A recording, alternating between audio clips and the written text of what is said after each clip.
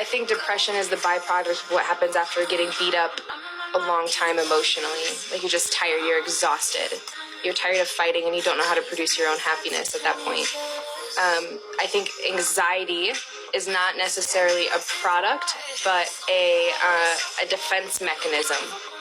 It's used for you to stay safe in situations that cause you a lot of fear. So I think people who suffer from depression and anxiety, they didn't do anything wrong. There's nothing wrong with them. It's just the way that they're adapting to their current life surroundings. And whether that means isolating and holding themselves up because they're just tired and exhausted of getting beat up, like depression, or they're super anxious and they're worried because they care so much about life. They don't know what to do with that. Yes, I think that a big reason that's been overlooked in society is that the people who are suffering from depression and anxiety are actually just, like Square said, highly acutely aware of energetic presences. They don't know how to handle their own. They don't know how to intuit energy, even though they're already doing it. They don't know what it means. They don't know how to navigate. We also grow up in a society here in the West where we're not really provided with a strong sense of community or stability within the immediate family, which, if you don't have that innate sense of protection, you're going to grow up feeling in flight or fight mode forever until you figure out how to create a safe space within a new structure of familial relationships. So not necessarily blood, but you need that sense of protection growing up as a kid in order to feel safe as an adult, which means you feel safe and you trust yourself enough to make decisions. You know when it's the right time to take risks. You know when to be reckless. You know when to not. You know when to indulge. You know when to not. You don't depend on a lot of things. Like, you have a self-trust because your parents instilled a self-trust within you. But if you don't have that as a kid, it really skews and fucks with your emotions and stuff. Loss will really change a person. So this is something I feel very strongly about. Your emotions are your internal compass. It's your intuition's ability to guide you where you need to go according to,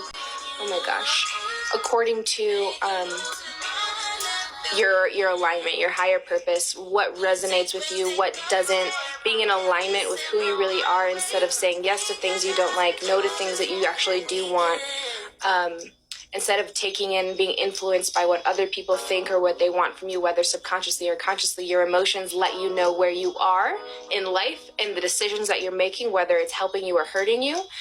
But when you don't understand what anger means and what sadness does for you and how to handle happiness, then it just becomes this big ball of energy that you don't know what the fuck to do with. And the thing about emotions is that you can have multiple at one time. So if you don't even understand one energetic ball of resonance and you have like a ball pit of emotions that you're just kind of swimming in and floundering around in, then you don't know what you're doing. And it becomes really scary and it can feel like you're drowning, you're out of control, you don't know what you're doing.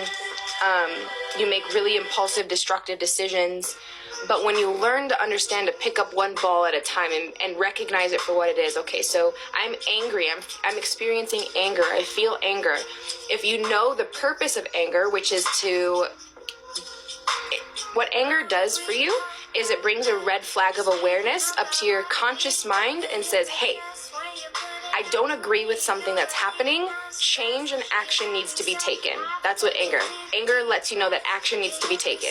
Think of war, think of arguments, think of passion. It's something that you're very passionate about. So why are you angry? Okay, I'm angry for this reason. Okay, so I understand I'm angry now. Now I don't have to kick and punch and fight my way out. Now I can learn how to communicate better. I feel angry because I need this. But we aren't taught how to communicate with ourselves enough to that point to learn how to communicate with another individual. You know what I mean? So when we don't understand our own emotions, we don't understand ourselves, that's when muddied relationships start to happen, because you can't create deeper, meaningful connections with somebody until you have a deeper meaning connection with yourself, if that makes sense.